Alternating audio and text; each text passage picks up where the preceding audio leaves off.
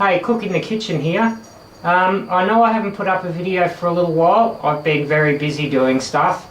I'm going to cook corned beef fritters, corned beef, tomato, onion, cheese and garlic fritters to be more exact.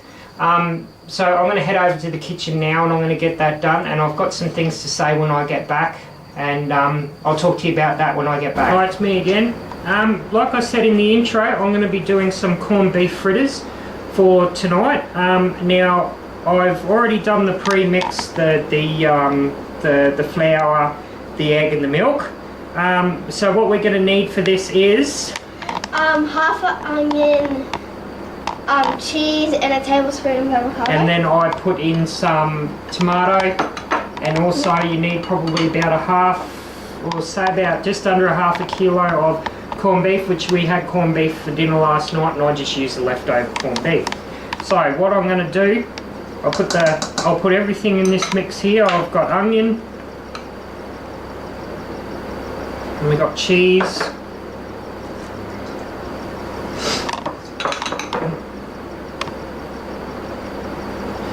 and the corned beef. I'm only going to put a little bit in at this time just to make sure we've got what we've got. So then I just stir it all up. Yum. And that looks really good. And it tastes really good because we had it before. So by the looks of that, I don't need anything else. That is going to be absolutely perfect. So that's what it should look like when you put it all together. Remember, there's 2 cups of self-raising flour, there's 2 eggs, and then there is a half a cup of milk or a little bit more, whatever you need to put in, because it's got to be like a pancake batter mix. So rightio, I'm going to go over to the stove and then I'll pick it up from there again. And we're back. So what you need to do at this point, I normally use spray oil, but I'll be putting a little bit of vegetable oil in at this point. So you just want a little bit of vegetable oil in the bottom. Beautiful. Alright, and I use one of these spatulas. You can use whatever you want, but I get a good size fritter out of that. I'll put one in. Right in there.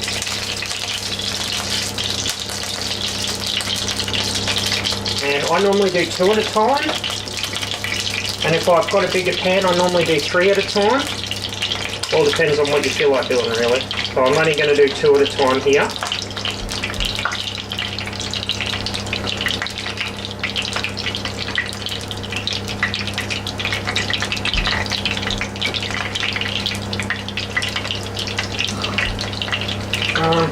And then you want a spatula to turn it over once it's done. Now when you can tell it's done, if you're not used to cooking corned beef fritters and all that sort of stuff, the way you can tell that it's nearly ready is in here you'll start getting little holes, and it'd be like cooking pancakes. Well, it is pancakes basically, but it's just a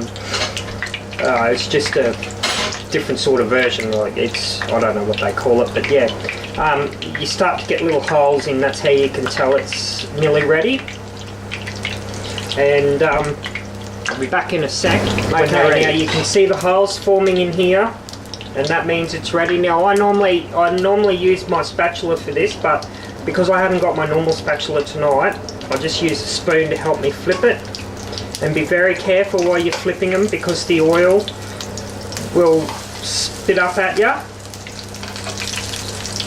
That one's going to be a little bit more easier. There we go. That's it, and then you let it cook on the same side the same way. And then, yeah. So you can tell it's really nicely cooked there. Normally when I turn them, that a little bit comes out like that. Doesn't really matter because you can cut it off. If you really want to make it really neat looking, you can always cut that bit off there. So yeah, and you can see by the holes coming in there that's nearly ready again. I'll be back in a minute. Okay, so we're ready for the second lot. I'm going to do this lot and then I'll come back to you when it's all done. I just wanted to give you a couple of pointers in the fry pan. Now, like I said, see how it's too small? You just put a little bit more in. But you've also got to remember, it depends on how much you put in it. Because if you put a little bit in it, you've got to remember it's got self-raising flour in it. And the self-raising flour is going to go really, really big. So you've got this size now, it's going to puff up and expand a bit more. So yeah, so I'll be back after we finish cooking all these and then I'll show you the finished product. So after doing all that, that's what we end up with.